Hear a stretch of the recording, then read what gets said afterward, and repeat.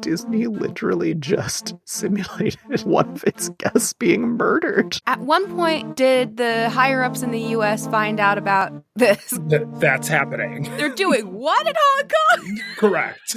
They're doing one. Took a couple of years, but they got there eventually.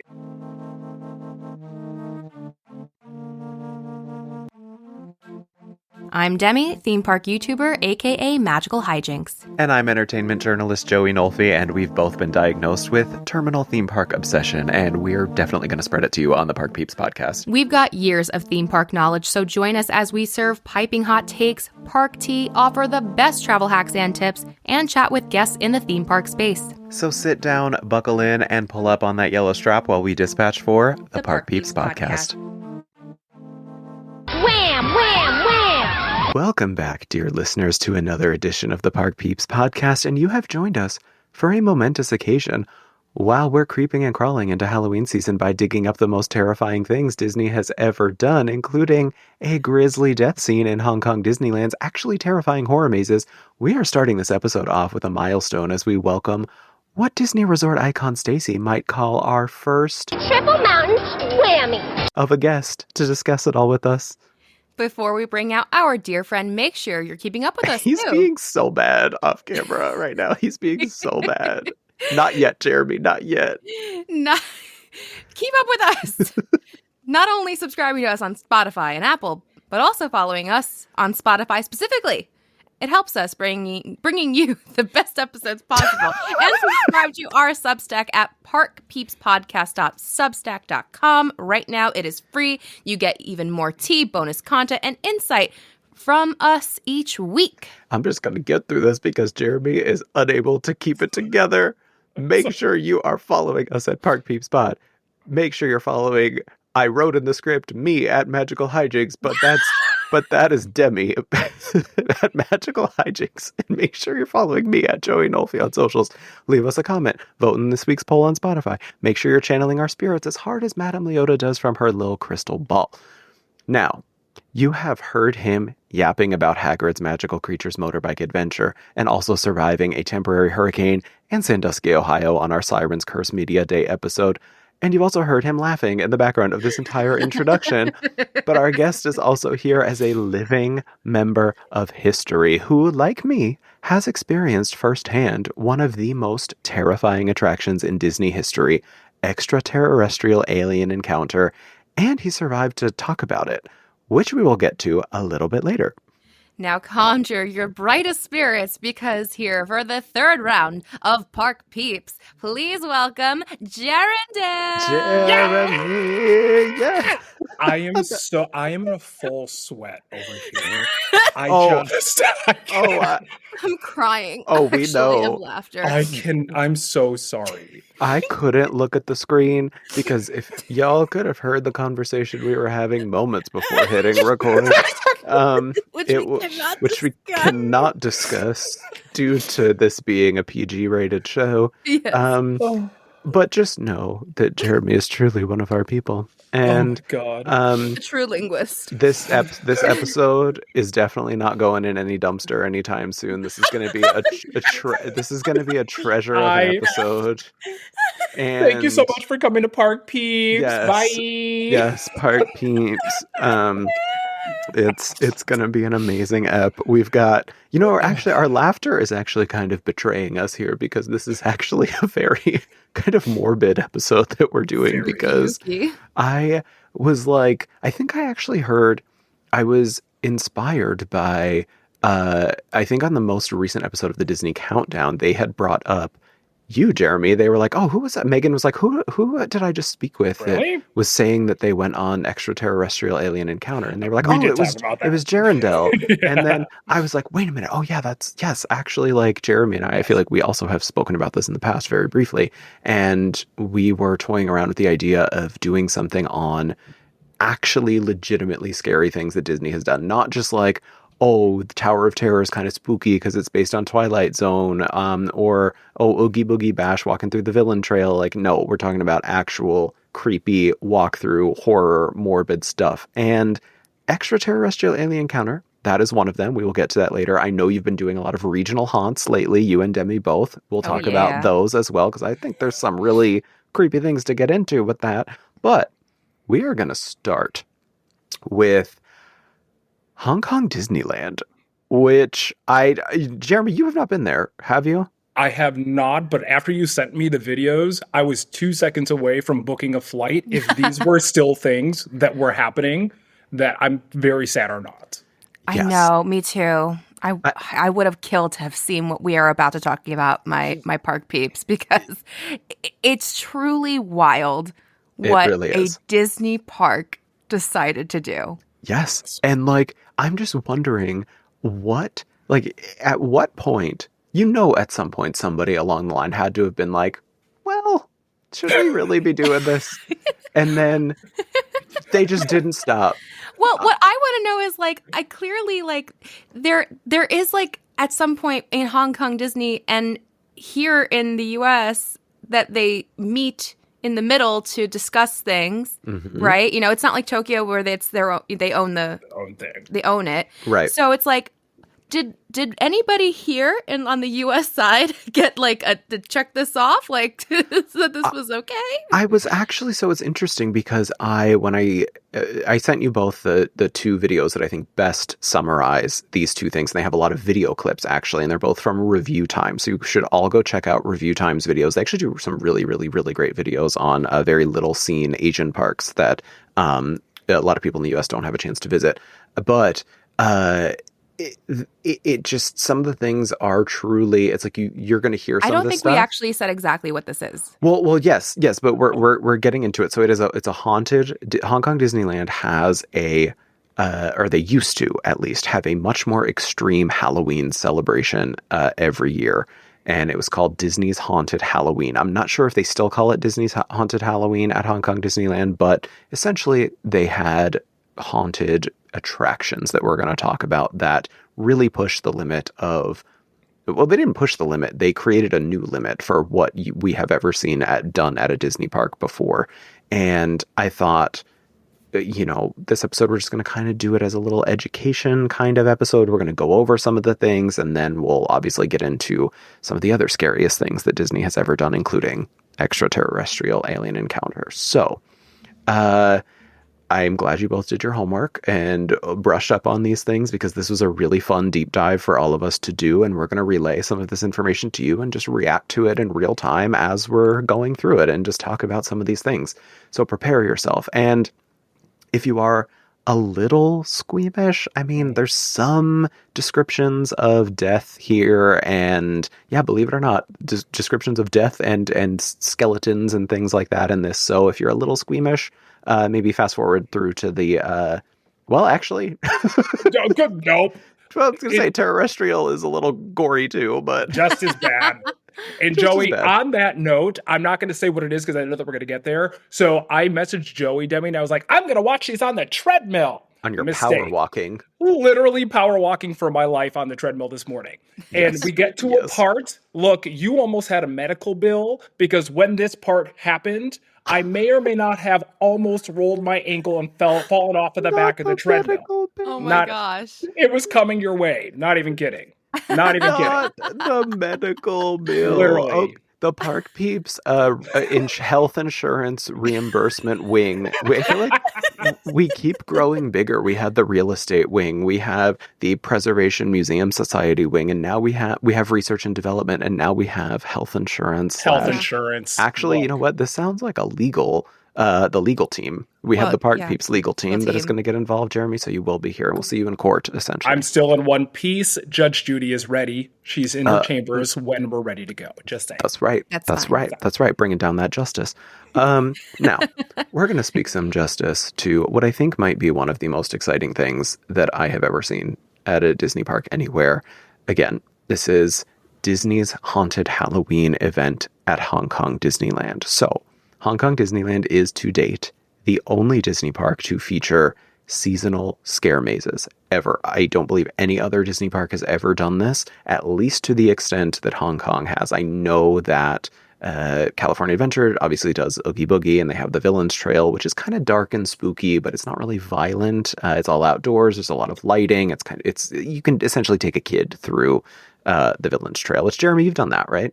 It's one of my favorite parts of the Oogie Boogie Bash, without question. It's gorgeously done, beautiful music, the characters. It's not physical characters, but just the show sequences within. Stunningly done. I love it.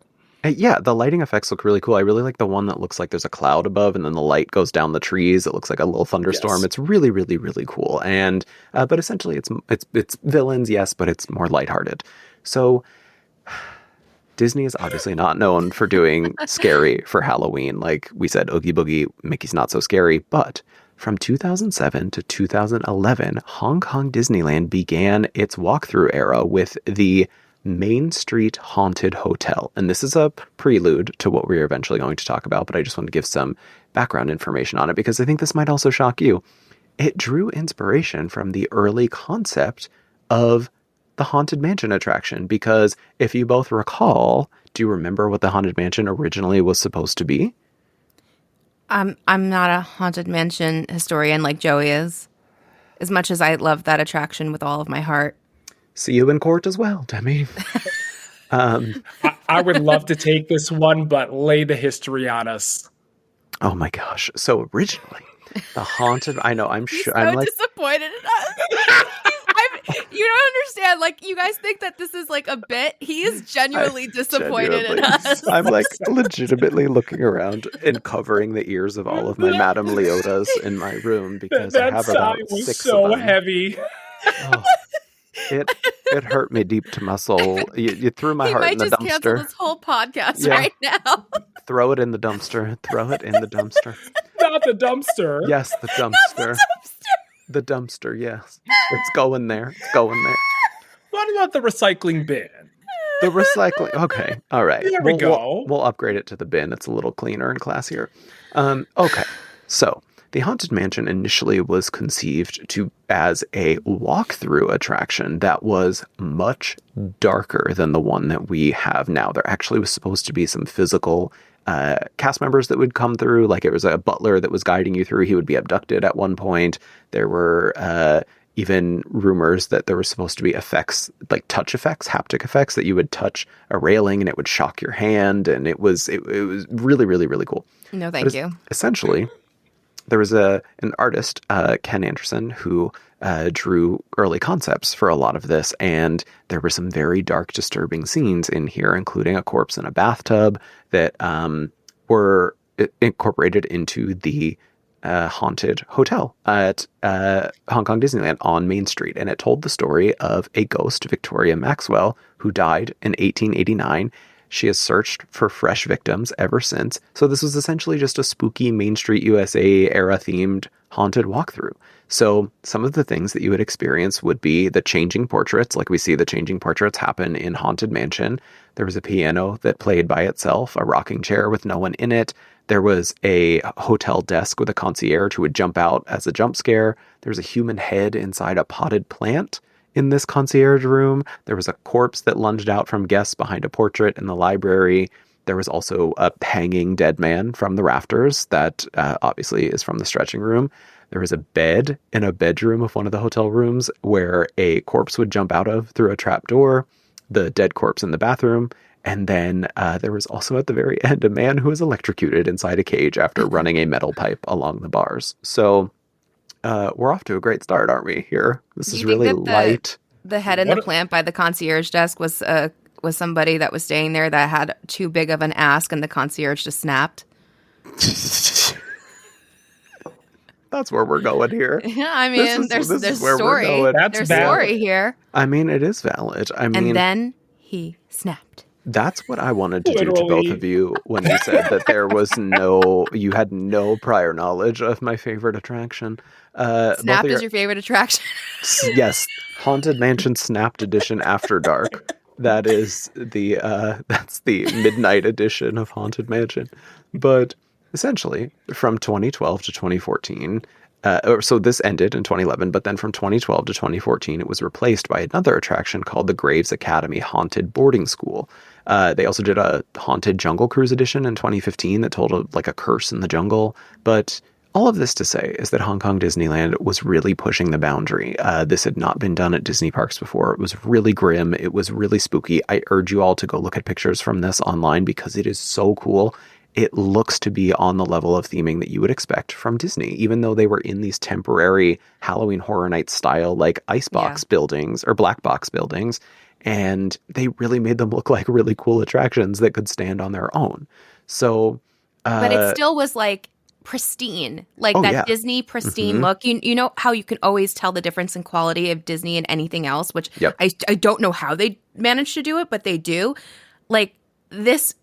The fact that you could see what an HHN could look like under the Disney umbrella is the most iconic thing ever, and I wish we could have it here. I know. Well, that was going to be my question to both of you before we get into because believe it or not, that was not the bad one. The bad ones are coming. But do you think, Jeremy, that is a realistic possibility that we could ever see something even on the tamer end of the morbid like that? Because it was given inspiration or it came from inspiration from Haunted Mansion, that we could see something like that at an American park. No. No. Well, thank you for tuning in. This episode is done. It's been the final episode of the Park Peeps. I don't. And, I want, and I say that with this being something that I genuinely, personally would want to see.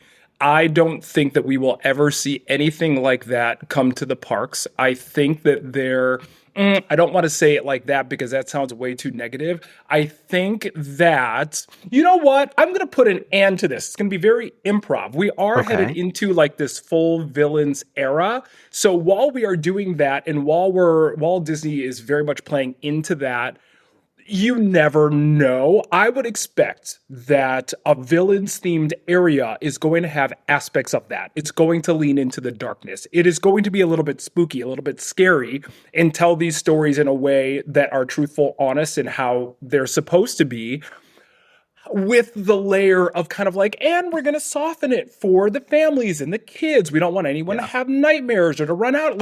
Not very much, not that. So I am hopeful with that being a possibility, while also knowing that there is a softer side to everything. Like attractions, I think, for example, this is way outside of my pay grade.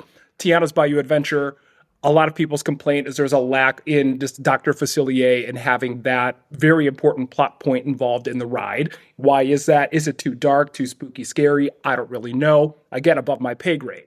All that to say is no, but here's to hoping. Yes. No, I am right along there with you, but I also think... hoping. I mean, you can look at what Kim Irvine said before she retired. She gave that interview to the Los Angeles Times about the Haunted Mansion and said that they're looking at potentially removing the hanging corpse from the stretching room. So, and I still can't believe that they're considering it. Yeah, it's crazy. Please don't touch. It's like it should be a historical landmark at this point, which you're not allowed to make changes to anymore. I even don't like it when they kind of change it over to Haunted Mansion Holiday and it's Jack Skellington and that, because the screen just looks, after the first week, it's already kind of crapping out a little bit and you're just like, I've never done it. I mean, it's cute. It's cute. It's beautiful. It's beautifully done. Yeah. It's really, I don't mean cute in a dismissive way. It is very cute. I really, really like it. And I like what at any kind, I think it doesn't feel like a temporary layover outside of that screen in the stretching room. I think it doesn't feel like a temporary layover. It feels very, very lived in and robust, and it doesn't feel half. I was going to say a swear word. It doesn't feel half-aid. But another thing that does not feel half-aid, the true star of the show, is a dual.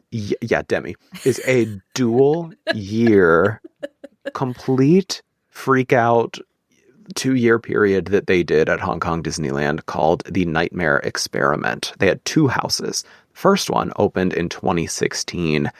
It was a temporary walkthrough attraction for Halloween that was guided by a man named Professor Wu, who was conducting experiments to monitor fear activity. Thus, he invited guests into his laboratory and he is supposedly monitoring your brain activity as you go through these various nightmares, which are all inspired by Disney villain stories. So it starts in Professor Wu's Royal Laboratory for the Scientific Study of Phantasmagorian Phenomena, which is no, Demi, that is not something that I just made up. You always find these words, though. Like, Yes, you pull I them out do. of your pocket. Yes, like, I do. Did you do well on your SATs or something? Of course, Of course you did. Of course I did. My brain's not in the dumpster. Well, And it's not. I'm done. I'm not a dumpster diving diva. Okay, Um, listen. Can you use Phasmagorian in a sentence, please? Yes. It starts with Professor Wu's Royal Laboratory for the Scientific Study of Phantasmagorian Phenomena. How's that, Jeremy? Phantasmagorian. Yes. My bad. Mhm. Well, I just repeated the thing I just said at the top of this, so I cheated. But when you walked in, you were prompted by an assistant to wait outside Professor Wu's lab, and then you eventually enter into the lab. You find Professor Wu, and he is a cyborg held together by artificial pieces and metal. He then opens this nightmare portal. White fog fills the room, and here's where it starts to get disturbing. Jeremy, you brought up Tiana's before, and how people complain about a lack of Dr. Facilier. Guess what there's not a lack of here? Dr. Facilier. Dr. Facilier. Which Literally. actually, has nobody ever made the joke of like, Dr. Facilier? is that a joke? No, but like we could use it now, like, because it kind of... Nobody, you have to explain what you're doing as So I'm you like say flipping that. my wrists and like Dr. Facili, Y-A-Y, yay. Dr. Facili, yay. Jeremy's doing it now too. Dr. Facili, yay. Demi just did it too. Yeah, yay. Dr. Facili, yay. I mean, hey, it's, we're trying to balance both ends of the spectrum here, the disturbing with the very happy. So, the first room you enter is based on The Princess and the Frog, where Dr. Facilier hosts a voodoo performance. Okay, if he's hosting performances on stage, mama, that does not, I mean... We're etching into the limperous territory. But so guests are then led to this room through the bayou by a woman wearing a mask and a hood, and she takes it off to reveal that she is bald and very badly deformed.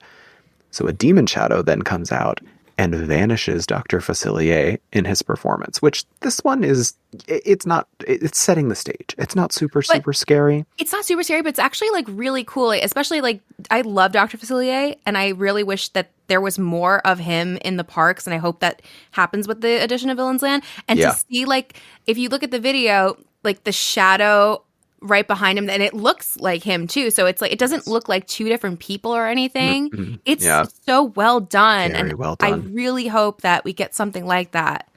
It reminds me of, what was the name of the house 2 years ago at Horror Nights? The deal, the Darkest Deal. Darkest Deal. It kind of reminds me of that a little bit, and the theming is definitely on par with that. I mean, the bayou that this woman takes you through, there's trees and lights, and it just looks so cool. It looks like a permanent attraction. So after Dr. Facilier is vanished by this demon shadow that comes out, that Demi, like as Demi said, it very much looks like him. An undead skeleton version of Jack Sparrow from Pirates of the Caribbean appears and takes guests into the next room, which is the Fort Charles pirate prison. And we all know at the end of Pirates of the Caribbean, there is the prison scene, and there's, they're trying to get the dog, and there's that, but these pirates are very much alive in this prison. Not here, not in Hong Kong Disneyland. No. There are, when they are walking past these cells, there's one pirate per cell, and they're skeletal remains of the pirates in their cells, and many of them are like contorted and twisted, and their mouths are open, and they clearly have been tortured to death, and now they are preserved in this skeletal state. There's also one that is positioned in a way that it looks like he hung himself because he couldn't deal with what he was experiencing in this cell. He hanged himself, SAT. Yes, he hanged him. Wait, what did I say? You said hung. Hung. Dumpster. Wow. Dumpster, right in the dumpster. Right in. Right in the At dumpster. first. Yes. I So, it. Apparently, one of the skeletons also would jump out at people. There would be a jump scare. There's no lack of jump scares in this. So this is truly like, what was your reaction when you It's saw this for the mortifying. first time? Like Yeah. I when I go through things like this and I experience them, I put myself in the position of, if I was here with my kid, what am I going to tell them? I mean, your What six am I little going to boo-boos. say? Like, don't forget about Sam and That was Celeste Sue. That was and Meredith. Anyway, Oh my God. what am I going to tell? What am I going to tell them? Why are they like that? Why is this happening? What is that around their neck? Is that a necklace? Well, no, dear, it's not. What are you going to tell your kids that are more than likely potentially panicking in this situation? How are you going to not only explain this to them, but de-escalate the situation? Yeah. At a Disney park, you literally just had a meet and greet with Winnie the Pooh, and now you're looking at dead, deranged Jack Sparrow that just came back from the dark depths of the world. The Yeah. dark depths of the world. What The do you do Siren's with Curse. that? And Literally. it's different than like the Hanging Man in Haunted Mansion because of the angle. Yeah. I didn't know there was a Hanging Man in Haunted Mansion until I was older because like I don't know, like first of all, I Hard didn't to even see. know to look up for a long time because like there's so much going on.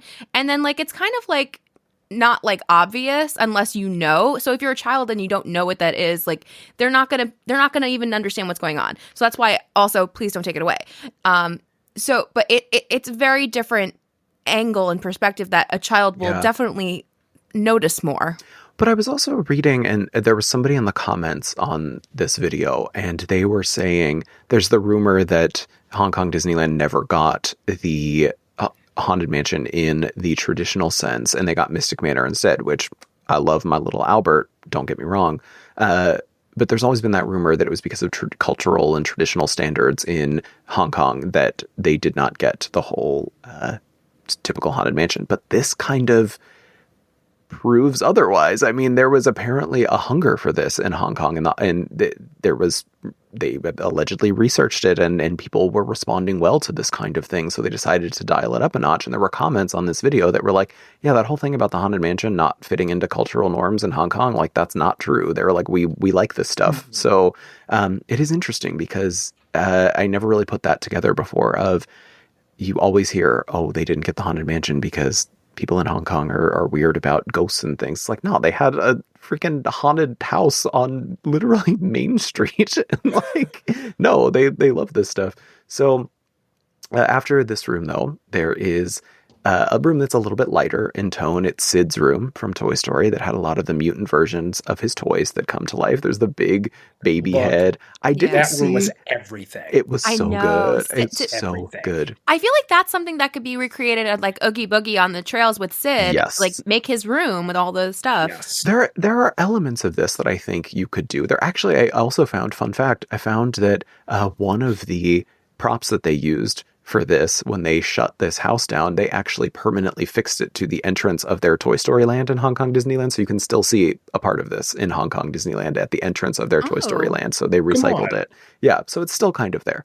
But there also is something that was not in Toy Story, though. There is like a 6-armed doll that apparently provides a jump scare and jumped out and scared everybody and pushed you into the next room. So that was a little disturbing. But it was like a 6-arm Raggedy Ann, and I was living for it. Yes, she was. Living. Like that room, even though like despite the terror and the horror aspect, though, it was like she was turning the party. She was trying to get other people to turn the party.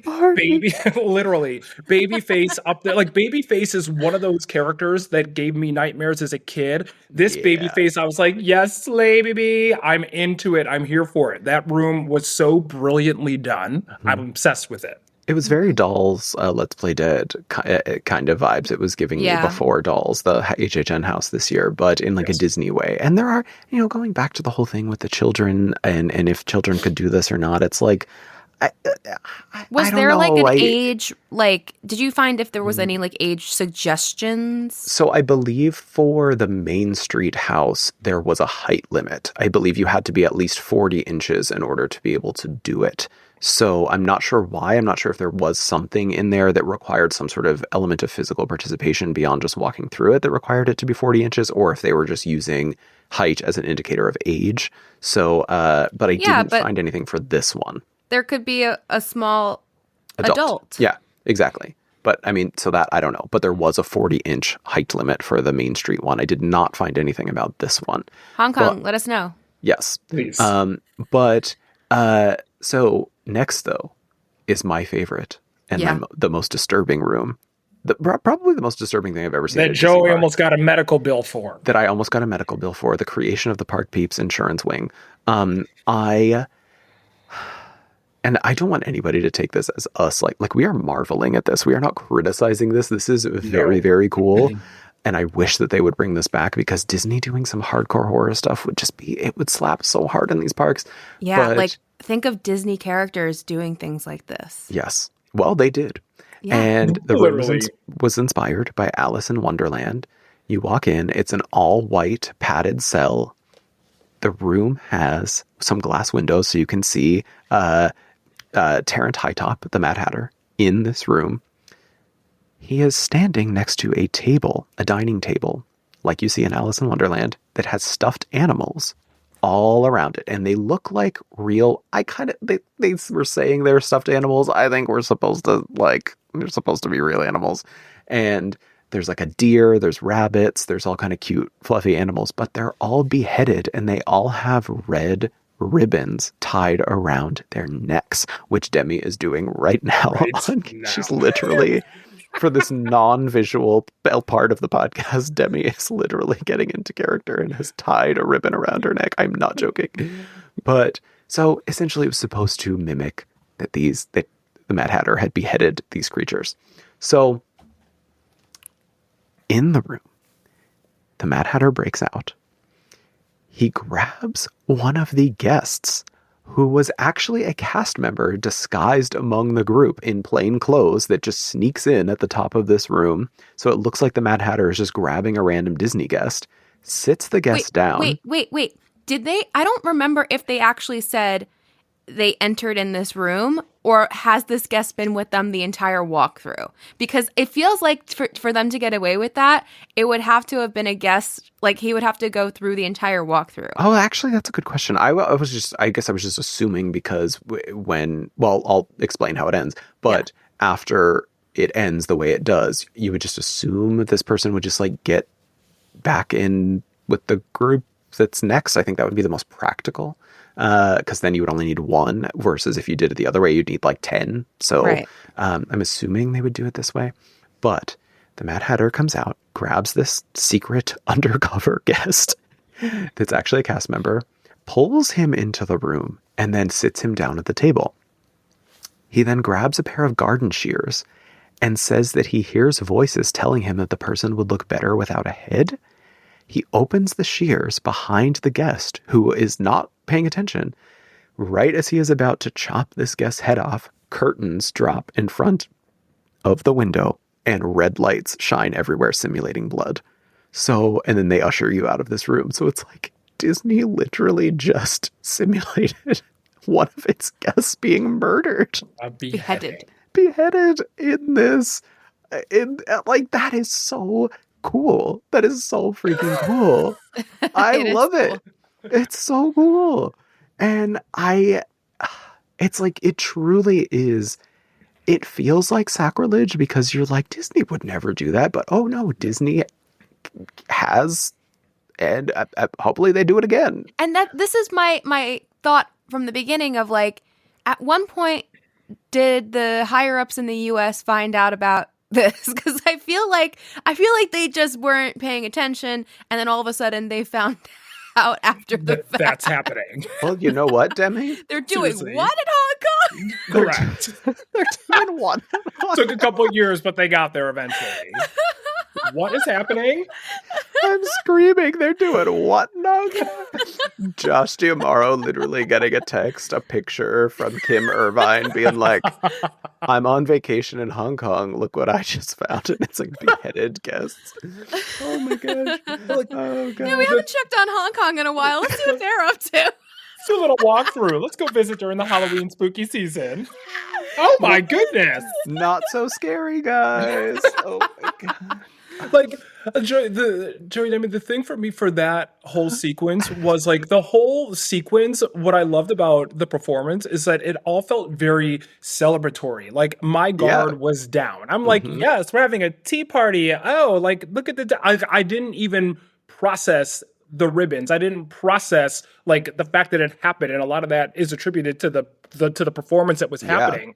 So then when that moment happened that I wasn't expecting at all, it was like, that is one of those moments that sticks with you. I know we're going to be getting to the other theme of this episode, but that is a moment that if I ever saw it in person, it would be like reliving it as if it just happened. That's how brilliantly done it was. It was so good. And just coupled with the fact that it's Disney doing this, I can't say it enough. It leaves a much more lasting, disturbed imprint in your mind of that this is Disney doing this. And now, I mean, I even kind of feel weird when I go through Disney Plus and like I'm watching currently I'm falling asleep every night because I like when I put something on, it takes me 15 minutes to fall asleep.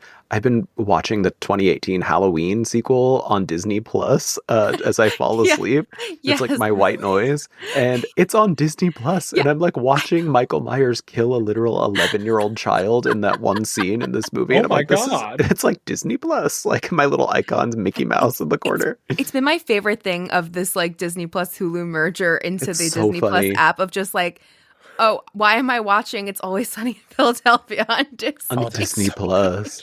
Well, they did also just put out that Marvel Zombie series too, which is like super violent, and it's like all these deaths of the And yet we couldn't get the Lizzie McGuire reboot. Oh. Excuse me. Well, Oh, sorry. yes. Don't want to talk about it. Sorry. But Can't talk about it. So no, can't talk about that. But the guests after this room, they then proceeded to a maze that was led by the armored guard. There were gargoyles and ghosts that provided jump scares throughout the end of the maze. And then the final area, back in the lab, a screen would play scenes from other Disney movies, including villains like The Witch, Chernabog, Lady Tremaine, Maleficent, Shere Khan, and more. These were all supposedly video footage from Professor Wu's adventures. And then Wu tells guests to exit due to a fire. I'm sorry. I believe it's his assistant that tells people to exit, that there's a fire, and then they leave. So this operated for the 2016 season.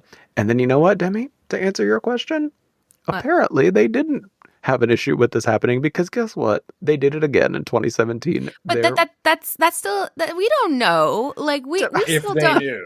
I know how busy this company was in 2016 in the US. Like a lot of change happened here. I'm sorry, this is so And funny honestly, to me. like it really wouldn't surprise me if this one small seasonal event just like got swept under the rug by the higher ups. Like I really think that could happen. This fantasy is so funny to me that Disney is just like, what is going on in Hong Kong? Like, we have no idea. Bob, let us know. When did you find out? This Bob, AJ's favorite person. So that was the other Bob. Wait, I'm getting my AJ Bobs. saw Bob Chapek everywhere. I'm getting my Bobs confused. So there was a sequel house in 2017 called Maze of Madness. Now, there are some elements of this one. I think collectively, overall, this one is not as disturbing as the first one, but there is one scene that I find to be maybe the most disturbing of them all. And it's actually the first one, because here we enter through Wu's residence. It starts in his office where we find a portal. We have to enter to find him. He has disappeared. He's gone missing inside the Nightmare Realm. And the first scene that we enter in the Nightmare Realm is actually the most disturbing one to me, because I think it's taking something that is so happy and bright and completely free from anything disturbing and completely makes it something very sad and just uncomfortable. There's sometimes something is more unsettling to me when it is subtly effed instead of just being like outright explicit. And that's this scene. It's set in Pinocchio's world, which is already a nightmare.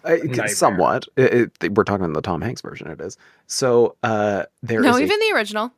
Have you ridden the Disneyland Pinocchio ride? That is actual nightmare fuel. I actually don't think I have. Maybe when I was little. It's so horrible, and it's also like sad. It's very sad. I don't think I probably wrote it as a kid. Well, you know what? I'm going this weekend, so When I you're will. back. Yeah. Oh, well, Just be someone... prepared. Yeah. I might not know where to find it because someone won't be there to show me. Oh, boy. Well, So, so you da, can da, da, da, da. Have a great night, everyone. So this creepy clown, which I don't know, the clown is never explained as to why the clown is there, but because this clown is not from a Disney movie, but this clown invites guests to see a show, and in this showroom is Pinocchio locked up in chains and singing against his will. There's a really horrible, creepy version of I've Got No Strings playing in the background. It's so disturbed. He is begging guests to free him. He's going through his little motions, and it's so sad. It is so, so, so sad. And it's like when you're watching it, you can't believe what you're seeing. So the clown doesn't obviously not allow guests to help, and then he ushers you into the next room where you find CDA agents from Monsters, Inc. commanding you to go through Boo's door. You hear Roz overhead saying that she's detected humans and that she's always watching. So this one's a little bit more fun. Always watching. Always watching. It's not as scary. But then, Alice in Wonderland, she is back. There is another room that features decapitation in the Mad Hatter, which is apparently a penchant for the Hong Kong team here. So High Top returns, this time with Nivens McTwisp, who grab another guest and bring them inside the hat shop. Now, it was unclear if this one was also a participant or just a random guest that they grabbed for participation. I don't know. I'm assuming it's another cast member.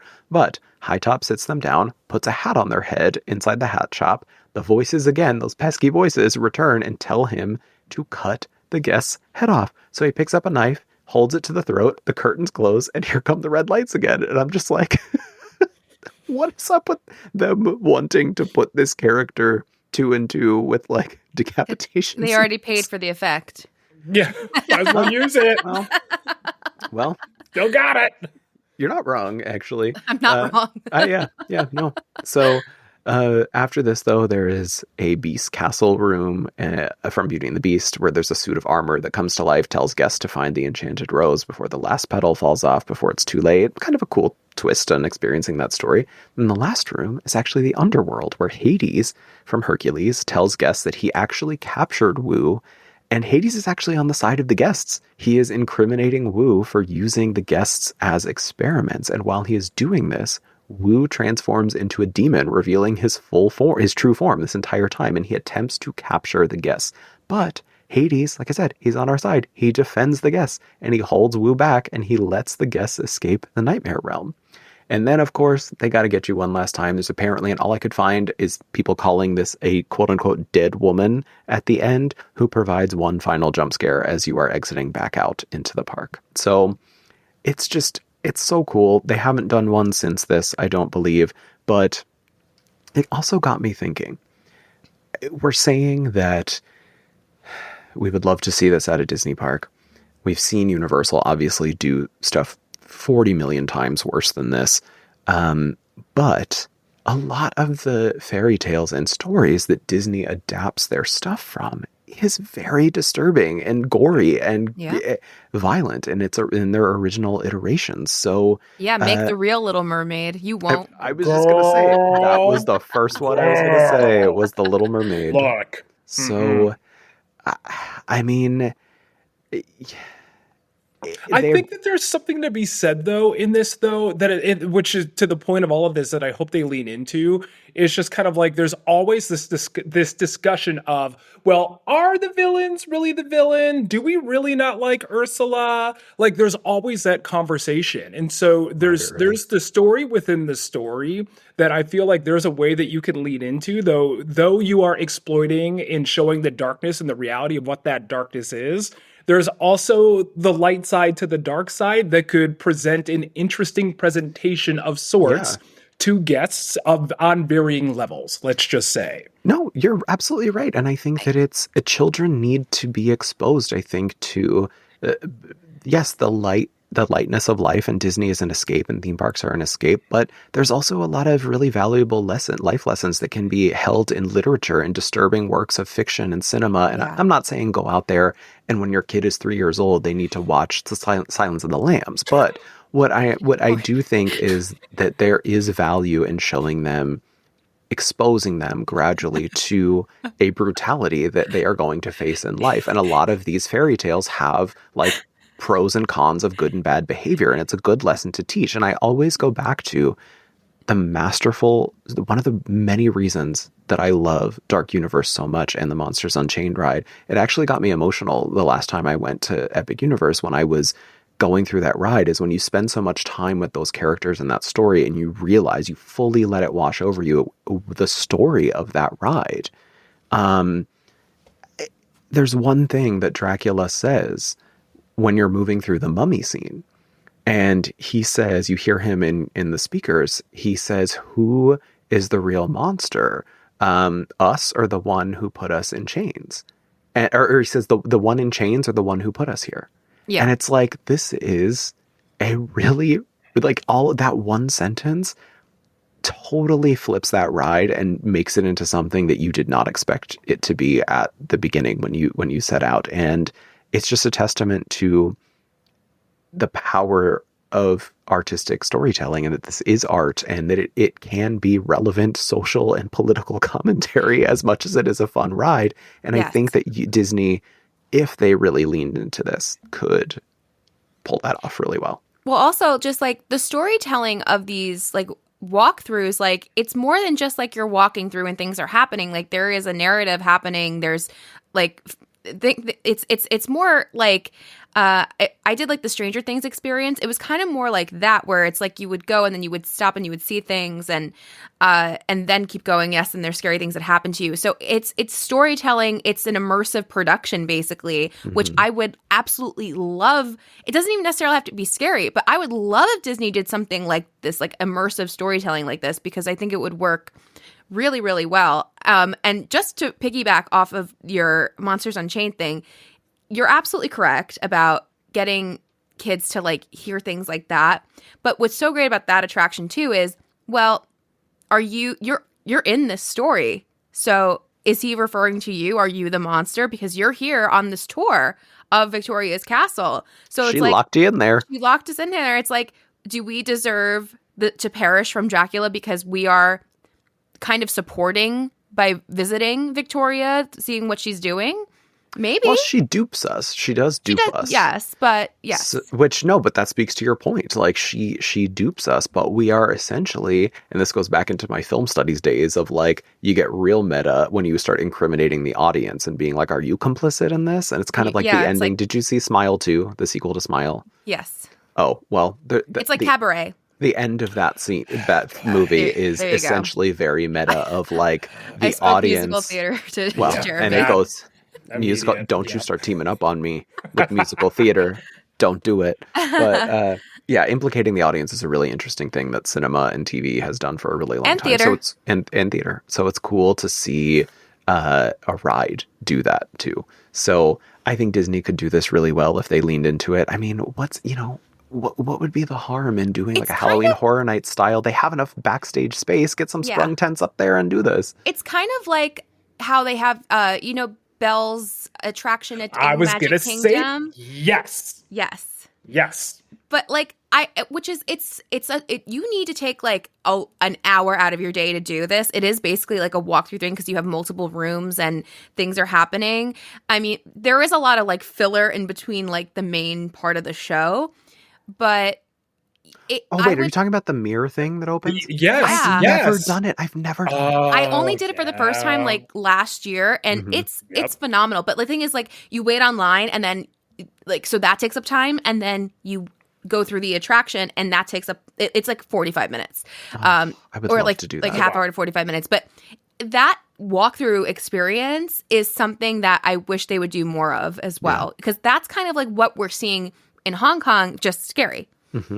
Yeah, and they did adapt this. I read later to do they made it into a Nightmare Before Christmas thing, very much in that style. So and it looked really cool. It doesn't look temporary. It looks like a permanent attraction. So I'm just like, I also really love that like they're bringing like multiple characters together, because I think it's kind of like, like how exciting the Avengers were because like all of these really beloved Marvel characters came together and you got to see them all at once. It's kind of like that. Like people love seeing things that they love that normally wouldn't interact with each other interact. And I think Disney should lean into that too. I think that would be super fun. Well, and that it reminds me of, we were talking about Villains Land a little bit before. Jeremy was saying that, you know, he hopes to see this kind of stuff on some level in Villains Land, which I don't have high hopes for, because I think that the architectural inspirations that they revealed at Destination D this year kind of are leaning more whimsical than dark, I think. But it is, the storyline is essentially what Demi's saying, is they're pulling in all these villains are sort of called from their respective dimensions to this one land. So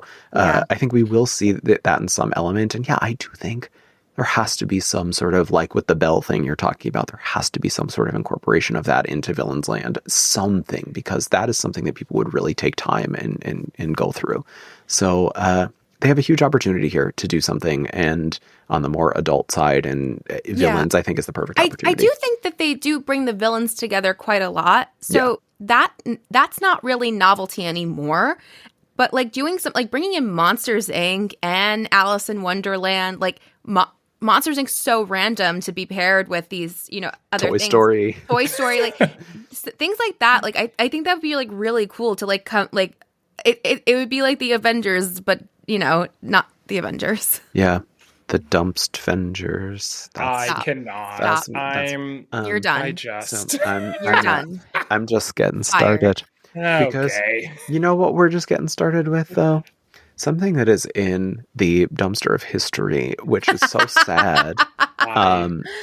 Because I loved this attraction so much. Demi, I don't believe you ever got a chance to do this. Well, when I was taken as a child, when I was 4, to Disney, it was there, but luckily I was a big fraidy cat and my mom was a little bit smart to not take me to have nightmares. But it is the attraction that I always say, if I ever had a time machine, it's the first place I'm heading to. Yeah. Well, I would have loved to have seen Sal laugh her way through this attraction. That would have been so funny. But anyway, because Jeremy, the joke is Demi's mom is laughing. I figured that was... Yeah, okay. Mm-hmm. Yeah. Mm-hmm. Yeah. It's going well. Explaining our comedy. But so... Our lore, yes. The Park Peeps lore. So, ExtraTERRORestrial Alien Encounter, which is just as fun to say as it was to do.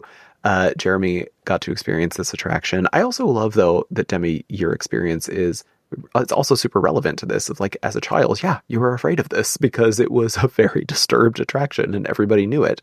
So this was, we're actually doing this very close to the 30th anniversary of it officially opening. It opened officially on June 20th, 1995, after a soft opening the year prior. But there were a lot of tweaks that happened in those months, apparently to tone it up, because Michael Eisner didn't think it was scary enough. Oh, I miss that, man. Me too.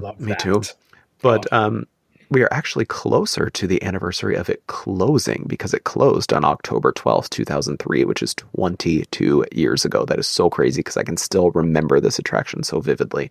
So it replaced Mission to Mars in Tomorrowland and was replaced by the also now closed Stitch's Great Escape. It was originally slated to open at Disneyland as part of the Tomorrowland 2055 project, which was ultimately canceled, and then this was adapted for Magic Kingdom. It was a theater in the round style attraction that originated reportedly after Michael Eisner wanted an attraction based on the 1979 film Alien with Sigourney Weaver, which he wanted. Jemmy just saw at New York Comic Con. I love her so much. But he wanted a full xenomorph animatronic. There was supposed to be the alien from the xenomorph in this attraction. But Disney eventually strayed away from that idea because it was an R-rated film, and Disney mostly obviously is dealing in family films until fast forward to 2025 when you're watching Michael Myers commit murder on Disney+. Wait, but wasn't Armageddon also a rated R film? That was not R. I believe that was PG-13. PG-13. Yeah. So because that's kids. Every kid's favorite movie was Armageddon, which is why they needed to do that attraction in Paris. And it is Demi's waking horror reality of the ghost of Michael Clark Duncan. But instead, Disney then developed an original story that was still pretty insanely scary that involved a company called XS Tech, which their hype woman at the front was actually none other than, did you guys know this? Tim Curry. No, the woman who played the alien in the promo videos in the queue line. Oh, wait, who was it? It was Miss Tyra Lynn Banks. Shut up. I'm not kidding. Never would have put that together. It was Tyra freaking Banks in full alien. You can't tell it's her. I don't even know why she did this. You fully cannot tell it's her. And I don't even think they used her voice. I think they dubbed over it with somebody else's voice. But yes, no, it is fully Tyra Banks modeling and serving as an alien. It is the funniest thing you will ever see. If the check clears, do it. I'll do Just it. saying. I would too. Well, you know what? And she did. And she worked it in her little alien attire. So, She's life size. oh my gosh. Yes, she is. They need a life-size haunted walkthrough. That would be so amazing. With like a slower version of shine bright, shine far. While you're Don't be tasked, shy. while they Be a melt, star. they melt your fingers together, and then try to tell you to type on a computer. That's your task while that song is playing. Eve's great. Eve's great, and she's not a typist, No matter where she goes. including the depths of hell.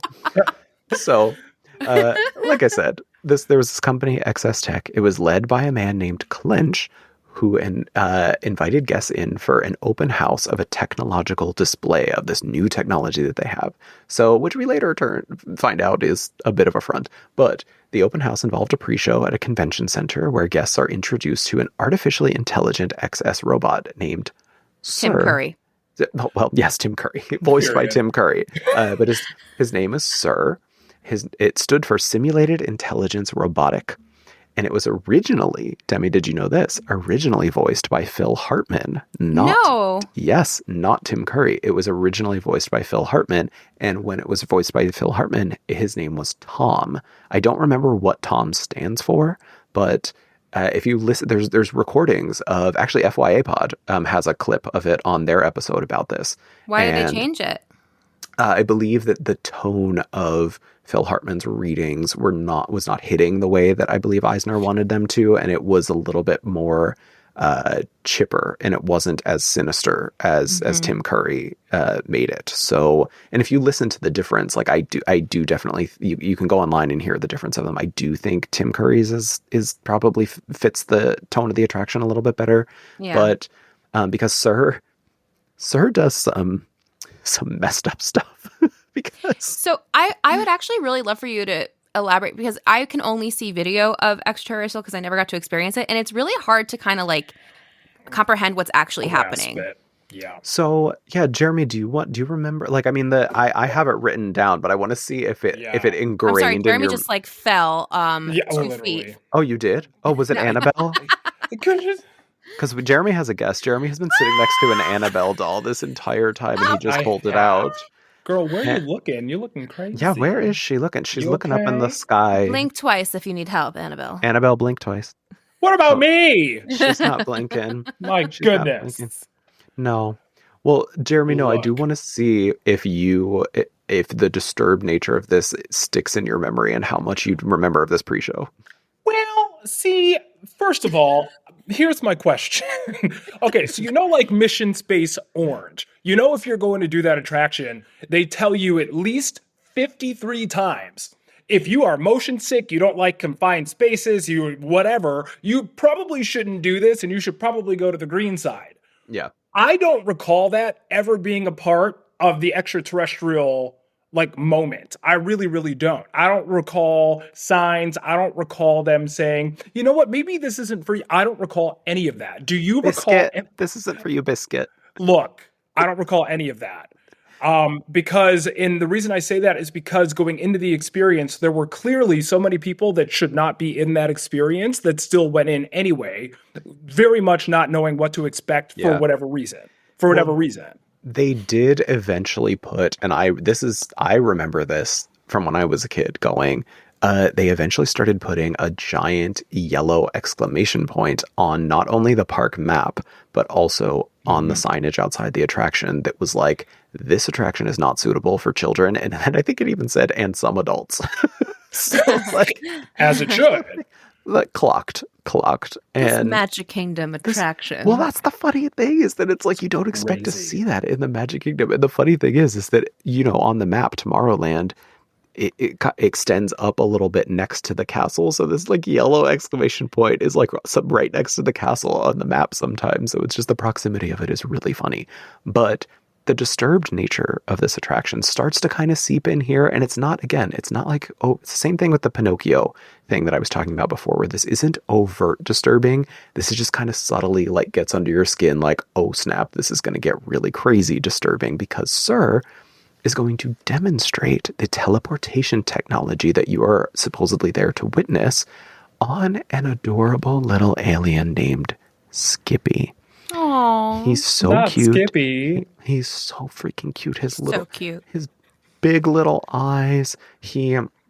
And Sir just so clearly despises this little guy. And I just wish that there was merch of Skippy because he is just the cutest little freaking thing. And Skippy just looks so defeated and beaten down after he's transported across the room by Sir. He's like all burned and singed when he appears in the tube across the room. And Sir is like getting so much pleasure out of this. It's actually quite disturbing. It's horrible. But then when he goes to transport him again, he suspends the process and Skippy is just like particles suspended in air. So essentially he's unalived in front of us. In front of you. As long as Sir wants to keep him that way. Because I think that Sir can just like flip a switch and then the particles are back together. But yeah, so as far as we're concerned, Skippy is a goner. And then we never see him again. That's more sad than scary. I agree. It is really sad. But it's like it sets this really disturbed tone because it's very pristine at the beginning. And you kind of get hints here and there of like something's not right. But then when this pre-show starts, it pushes it a little bit further. And then the next room is where it really gets cooking because you sit in this theater in the round style thing. It's a very dark room. There's a teleportation tube in the center, and there are two ExtraTERRORestrial employees communicating to guests on video screens above. One is actually played by Kathy Najimy of Hocus Pocus fame. But so when the attraction begins, you sit down. And Jeremy, do you remember how you're sort of strapped into the attraction? Well, but that's kind of the thing. Is like you don't see. It seems very unassuming, or it seemed at the time very unassuming. I don't know. It's because I was processing, trying to get my bearings, looking at the theater. I don't even know. But then you're sitting there, the attraction begins, and then out of nowhere, it's not like it's like a nice, gentle, oh, like you're here, you're relaxed, you're safe, you're good. Out of nowhere, I don't know where they were, where they come from. They drop down onto your shoulders and quite literally pin you into the seat. Yes, they do. Yes, they absolutely do. It's like an over-the-shoulder harness. No coffee, no ask to dinner. It quite literally just boom, right on the shoulders. Does it go over the like a harness? It's kind of like a partial. Yeah, it's kind of like it rested like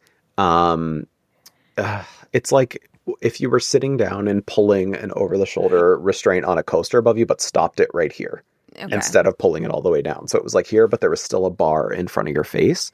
Was there a seatbelt or like a lap bar? No, because there was no motion on this. And the reason that they did it was because, and when Jeremy's saying it pinned you down, so it would come down and then it would touch your shoulders and then it would kind of push a little bit further and then ease up. So it's because it needed to know exactly where to be on your shoulders. It couldn't just be at the same height for everybody because the goal was not to keep you seated or like strap you in.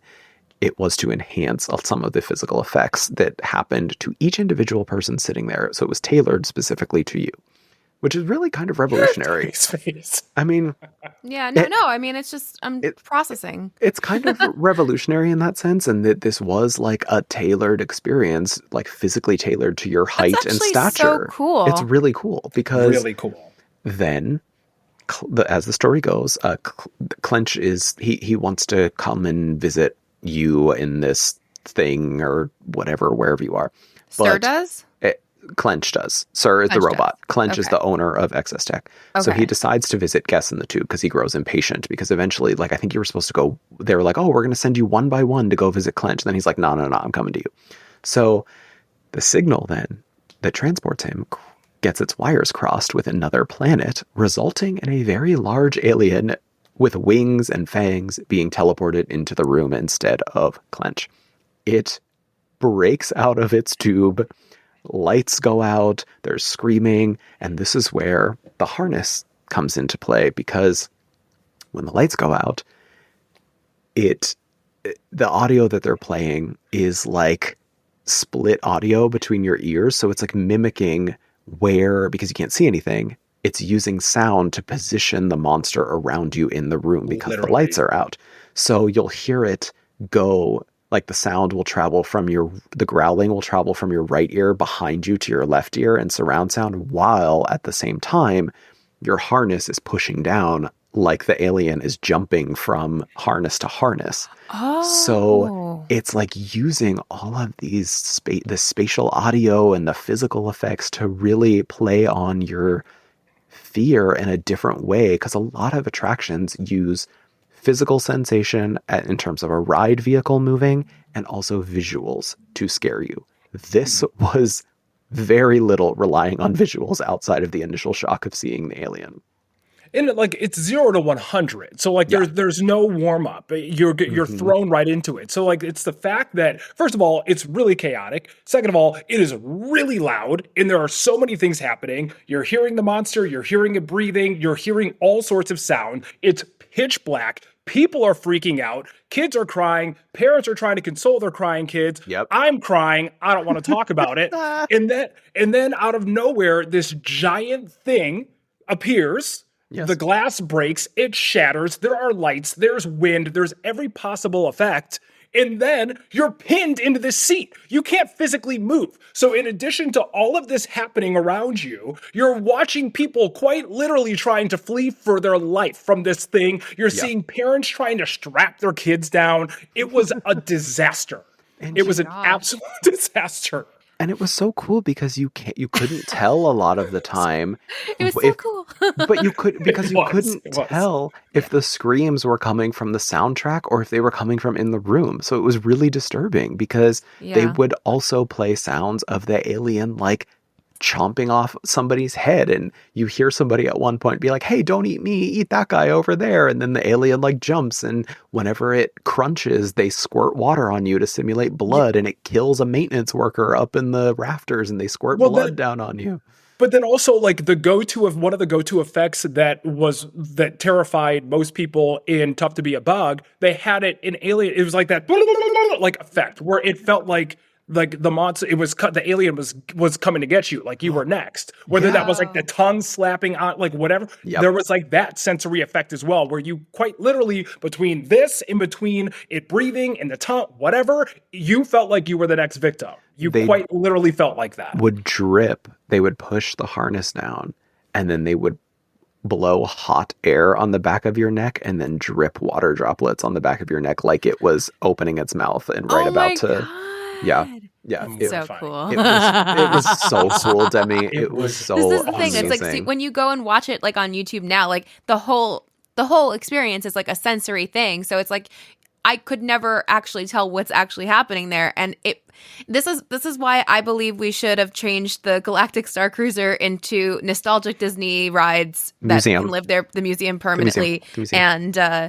And I can experience Alien Encounter. Well, actually, Joey, would you consider this a show? No. To be honest, no. And I did not expect this line of questioning, but you know what? I am prepared for it. Because as I have maintained many times, I also do not consider Country Bear Jamboree to be a show. I consider that to be an attraction. This is an attraction to me. This is not a show. This is a full experience. You are seated. There are sensory things going on all around you. There's an animatronic. It's a step above a show to me. So there's a pre-show. There's no songs. No songs. So can you imagine if this had a theme song, the Extraterrorrestrial by the Sherman Brothers? Extraterrestrial Alien Encounter. You're gonna die. No, it's actually just Shine Bright, Shine Far by Tyra Lynn Banks. Life size. She's singing. Oh gosh. Well, I also never got to do Stitch's Great Escape because it was before my time of going to the park. So, and I know people like didn't really like that one because it was just like it was like inferior. Fart. It was, and like they made like fart It's a chili dog. and chili dog smell. Yeah, they Which blew a chili which dog could in be your the same face. thing. Which I mean, would I prefer it over nothing there? Yes, because I still think the Yeah. technology 100%. is really cool. Well, I assume that when Monstropolis opens, Monsters, the left floor will close, and they'll put two attractions of the same whatever, like franchise across from each other. Yeah. That's my guess. But I really hate that nothing has been put there. Well, apparently there's a lot of social media accounts that show backstage pictures that apparently the Stitch is seating is still like there. still there. Stitch is still there. It's still So there's And then rumors why that this don't they could just open like back leave up it again. open? Like honestly, like I would love to experience it because I would at least understand like the feel of the attraction, even though I would prefer to be Alien. But I don't understand, like, does it cost money to keep this attraction going and it's just too much so they close it? Because like, why wouldn't you want more availability of attractions for your guests? Like there has to be a reason. Because even when it was open, they eventually took it down to just being a seasonal attraction at one point too with Stitch. I don't know if they did that for Alien. I believe they just did it for Stitch.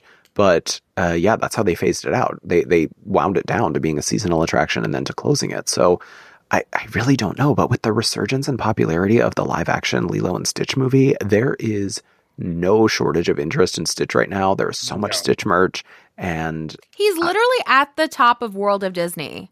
yeah, Correct. yeah. It would become one of the most popular attractions right now at Magic. I think so too. Without question. I think so too. I would literally leave my house and this podcast right now and go and ride it. Well, it's like you even look at the Stitch meet and greet. The Stitch meet and greet at Magic Kingdom is consistently the longest line. Booked and busy. Consistently. Yeah. Literally. Booked, blessed, busy. And Booked especially busy. during Halloween when he's Elvis Stitch. Yes. And then everybody wants to go see Leather him as Leather Daddy Daddy Stitch. Stitch. Yeah. on Period. Pride Night. Meet him at the dumpster. Okay.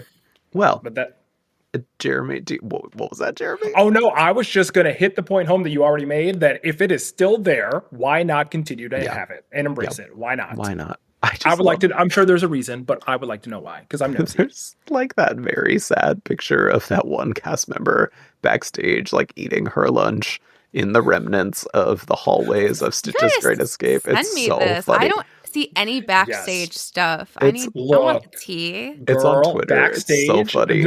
But backstage is also taken over TikTok. Like I'm I've scrolling. seen a past, couple of TikTok, but Oh yeah. Well, if yeah. I'll look for one of the Yeah. Stitch thing and then I'll send it to you.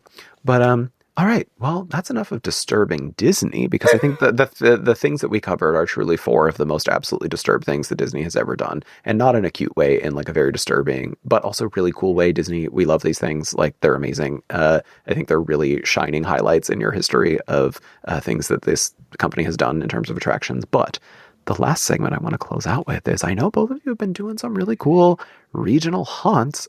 Jeremy, yeah. I believe I saw you sticking your hand into something. Look. Would you care to recall? Oh my God. What you stuck your hand in? That was, so it was called Interfere. And essentially it was, if you were to take Saw and an escape room and fuse them together, that's kind of what you got. So And you survived. Hardly, literally. Tell that to my mental well-being. Where is this one? So this is actually, it's in Mount Pleasant, Wisconsin. It's like, let's call it 20 minutes away from Six Flags Great America on like the border of Illinois, Wisconsin, and like 15, 20 minutes away from Milwaukee. So it's kind of right smack dab in the middle. And what I love about them is it's called the Abandoned Haunted House Complex. And they've been in business for 14 years, but 15, but operating for 14. And they build everything by hand. They build it ground up, and every haunt they create themselves. It's they're visionaries in it. It's one of my favorite haunt attractions I've ever experienced. There are 4 experiences. Interfere was new this year, and I went through all the houses by myself, but then specifically Interfere, where essentially room to room to room, there are 7 rooms. You have to complete these diabolical challenges that, of course, are mental, but still, you have to complete these challenges in order to escape. And it was awful. What was the worst one? Best way. The worst one was I needles, I can't do it. So they had like this needle bin that you had to quite literally reach into to like kind of flip a switch. So if you had somebody else there with you, you could both suffer through it together. Me, both hands, deep dive in, terrifying. And then Wait. Was it real needles? Wait, real needles? Is that sanitary? It wasn't. So it looked like they could have been, but then there's like the sensation of as you're putting your hands in, though there aren't needles, that they're there, they're surrounding you. You feel things that are kind of like touching you, but your brain is kind of like, oh my God, like it's very that. At least me, because I'm a disaster. Were you screaming just like that? It was awful. It was really, really awful and deranged and terrifying. You felt like you were, that's what I was so impressed by. You felt like you were in one of these horror franchises. And then of the porta potty was just between the decor, the feces on the wall and everywhere. I know, literally, of all the words, the feces decor, it was very avant-garde. It was such a sleigh. You literally had to dive into the porta potty to free yourself. It was a disaster. Did Correct. it smell too? I mouth breathing the whole time. I couldn't tell you. So you I got wasn't it in gonna your take any mouth, chances. Jeremy? No, Did you taste the poopy? You tasted it? Well, listen, Jeremy. sometimes you do what you got to do to survive, okay? No. Yo, but they do tell you, look, if you're by yourself, have an arm that you are willing to, I'm not going to say desecrate, but more or less desecrate. So there's me in my cute little sweatshirt and my cute little Michael Kors leather jacket, trying to roll literally. Michael Kors, I'm so sorry, but you are still covered in feces. So it was that. Jeremy, I need you to Great do time. Horror Nights. I really need you to do Horror Nights. I did in Orlando. Wait, you did this one this year? I did. Wait I a did. minute. When How did did you I miss go? that? Yeah, wait. I went. It was like a month ago. Yeah, I snuck in there very last minute. I did not get through. I texted you. I texted Demi. Yes, I texted Demi. Demi knew. Demi knew. I forgot. That was Demi knew. To be honest with you, that conversation feels like a year ago. It's been a very long season. Yes. Where's I know. my text? I'm sorry. Well, Joe, because I know. I texted him because some shout out to April, one of my patrons. I got to see at Magic Kingdom one night while she was wearing a biscuit hat. So I was like, oh, I have to send this to Jeremy.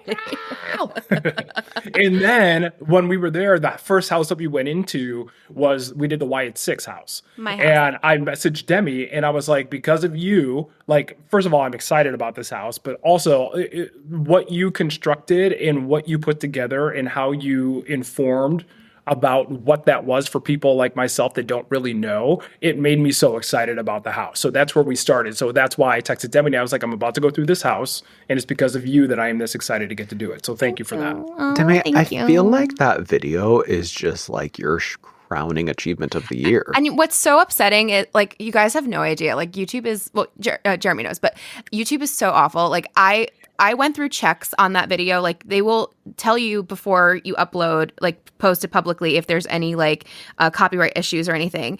And there wasn't. And then 2 weeks later, and I was, like, in Vegas while this was happening, I got not even just, like, a copyright strike, a, like, ban. Like, the video was banned.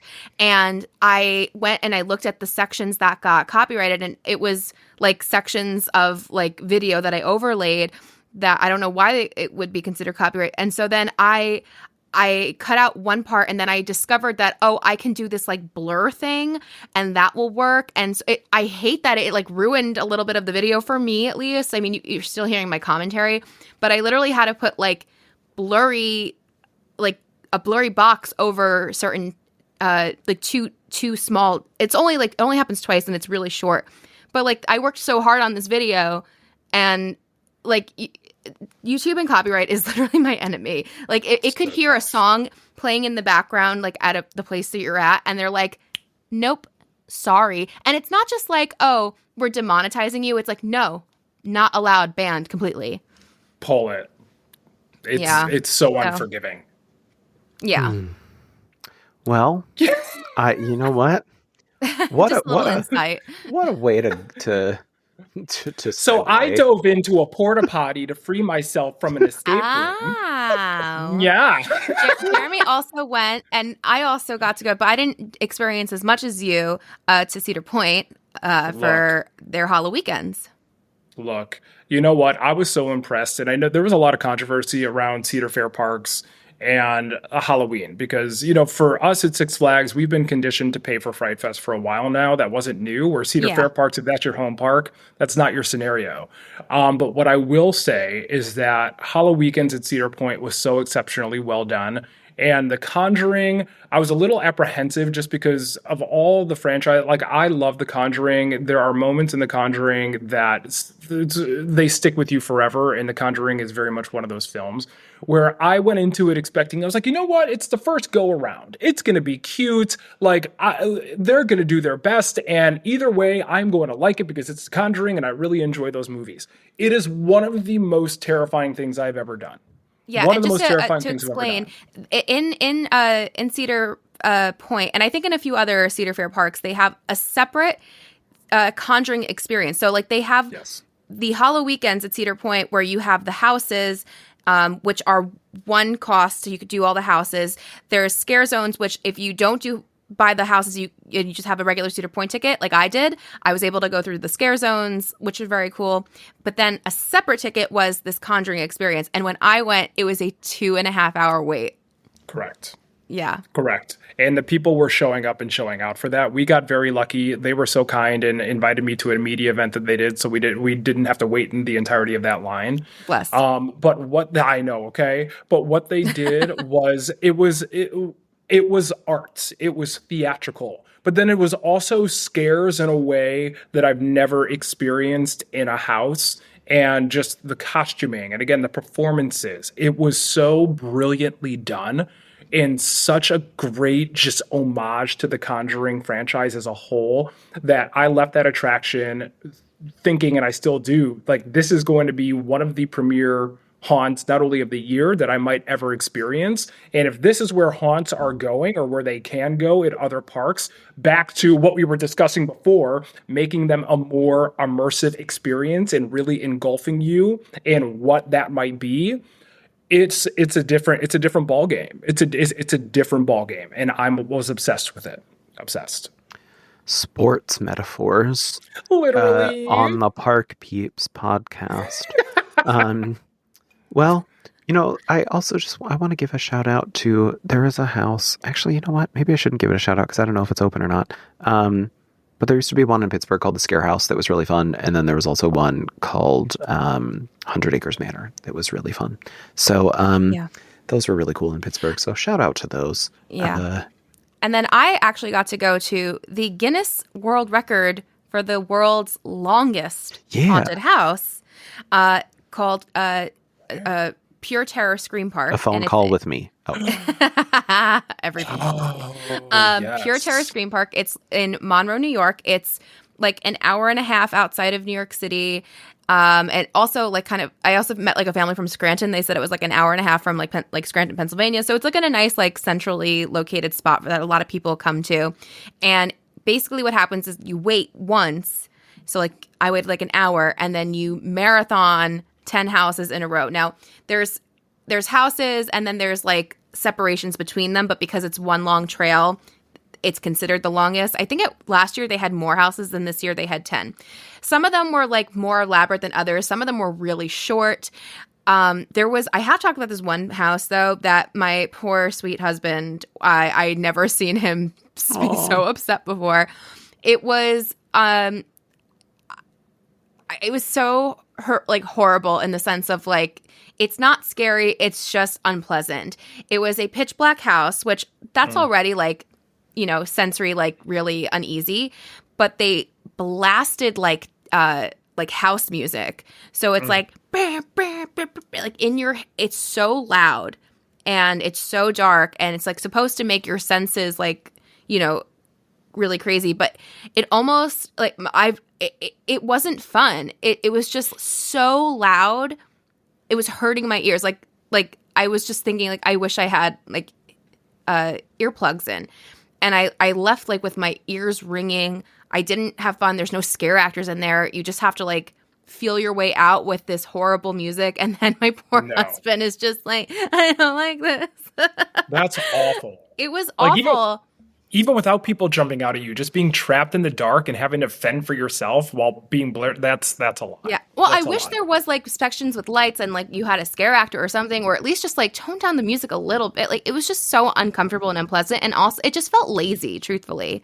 And but it was a really cool experience to be able to go, like, to wait one time. Like, you can wait for a house at Halloween Horror Nights for 1 hour, right? And then go through a house, right? Gulkin. So, yeah. So you Every wait, time. like, yeah. So What you a wait. disappointing house. Oh, Excuse I know. me? Excuse I me? know. I know. Oh, I wasn't gonna play into it, but yeah. Oh, you're kicked off. Wait, I know. how could you Jeremy, think you're so? joking. You're joking. I know. This Look, podcast He's is joking. like He's the joking. Gulkin No. Stan account. Look, I know. I rated Gulkin the worst. Over Fallout? Over fuck. So okay, but here's the thing: it was so hectic that the day I went, we did not make it to Fallout or Graveyard. Okay, Grave of Flesh Grave of is Flesh. A plus. Grave of Flesh, my bad. That's what I hear. I heard it was genuinely Really good. terrifying. Oh no, everybody hates Grave of Flesh, and I Yeah, don't everyone understand hates it. why. We love Yes, it. I love it. I think it's Wow. amazing. It disturbed the hell out of me. Also, Gulkin. Look, the ending of Gulkin was incredible. The ending was incredible, but the rest of it, like, Good God, get a Gulkin, girl. This is so goopy and gaggy to me that I don't know what to say. I'm just I like, really don't know what I'm to say. shooketh, actually. I'll have to do it again. Yes, next Friday. It was, With I me. didn't dislike it. I They just thought killed there was room Mama for and improvement. Papa. They killed Mama and Papa. They All they right. they baked my biscuit. Okay, listen, leave my biscuits out of They it. baked Okay. my biscuit in the dumpster. Okay, well, there we go. Anyway, Okay. about a little. Well, Well, this episode Has has been a dumpster. officially. I gone. was just yes. Well, I was gonna say this episode will now be inserted into the annals of history. Okay, and listen. this is the It- second time in two different episodes you worked the word annals into. Well, it's a very academic word. It's an academic Look. word. The annals of I'd like history. What did you get on your SAT? Yeah. A score of 8 down, and I hate you. I hate you. I an just 8 down. I An 8 down with a minor in taste because I liked Gulkin. Here she goes. Um, Here she goes. Yes. Yep. Well, thanks for sticking with us on this ghoulish gallivant through spooky Disney history and some other scary things with Jarendelle, our beloved Jarendelle, who is our first ever triple whammy Park Peep triple threat. love And you. not to hit this home too, I was also the first repeat, You were. Yeah. wasn't I? You were the first Yeah. repeep, and now you were was the he first also triple the first peep. Tree on peep. location one as well? He was the first field correspondent piece. Jeremy, Yeah. there's a lot of Yes. milestones you're breaking here, and I think we're going to love call this the tree peep. You're the tree peep. The tree peep. Yes, the tree peep. I love it so much. Well, make sure you're following Jeremy online. Jeremy, have any of your handles haven't changed at all, have they? They since have the not. last They are one, exactly two the times? same at Jarendelle on socials. That's right. That's right. And we'll put that in all the descriptions and the Substack and the. Yeah, and I'll say it for Jeremy because I know I know he's being a little shy, but Jeremy is also on YouTube now, everybody. So Hey, I after remember- you watch my YouTube, go watch his YouTube. come to mine. You have not lived a day of pure terror and frustration until you've stood next to Jeremy in line while he's trying to make a cover for his YouTube, because it is the funniest thing in the world. You could say the most disturbed thing that you could think of in your mind to Jeremy while he's trying to do that, and he will not hear you. It will Yeah. not. Nothing can get through to him in that moment. It's a problem. I could have Yeah. said It's a problem. I could have said the most disturbed thing. I could have said, Jeremy, I'm going to post a picture of you expressing deep admiration and love for Gulkin on your socials. I've just hacked them all, and I'm going to leak everything. And he would have Sounds good. He would have smiled and continued to work on his phone. So that's dedication. But please also make sure Is it? it is. It is. Listen, until you start making thumbnails, Joey, you have no idea what the struggle is like. You know what? Honestly, though, okay, look. Since we're going there, we might as well extend this another 5 minutes. Listen. So Joey was my illustrious. He came with me to Siren's Curse, correct? Right. So I got how many rides on Siren's Curse? Like 4? I think I got 5. I think I ended up getting 5. I didn't. Joey, how many did you get? 2. How many did you get? 2. Why did you did not get 2? I got 2. I don't think You did one in the back. I one in didn't the get front. 3. I did one you at did. the dumpster. I did one in the back and one. Correct. Joey, why did you only get 2? The 2? Because I was editing my video. Period. End quote. The what is it called? The jury rests. We brought it back to court. No, I didn't say editing video. I said editing a thumbnail. Yeah. Well, So you know what? True, that too. I know Joey edits videos. He does a great job. If you're not following Joey at thank Joey you. Nolfi on all socials, make sure to follow him there. Jeremy brought it back to court. He's like, get us out of here. We're done. You didn't hear what I said. I said thumbnails. I hate making thumbnails. They're the worst. You're really good at it, though. And I'm not, though. Like, Jeremy there's so did many tell me that at the incredible park, people. too. You have the thing is, like, your thumbnail, like on YouTube, like on TikTok, you don't have to try that hard, because as long as like you're engaging, you'll be seen. And that's why I love TikTok. But YouTube, which I've been doing for 5 years, and I'll still never be a full expert, because it's always changing. And you have to have someone actually take their time out of their day and click on your face.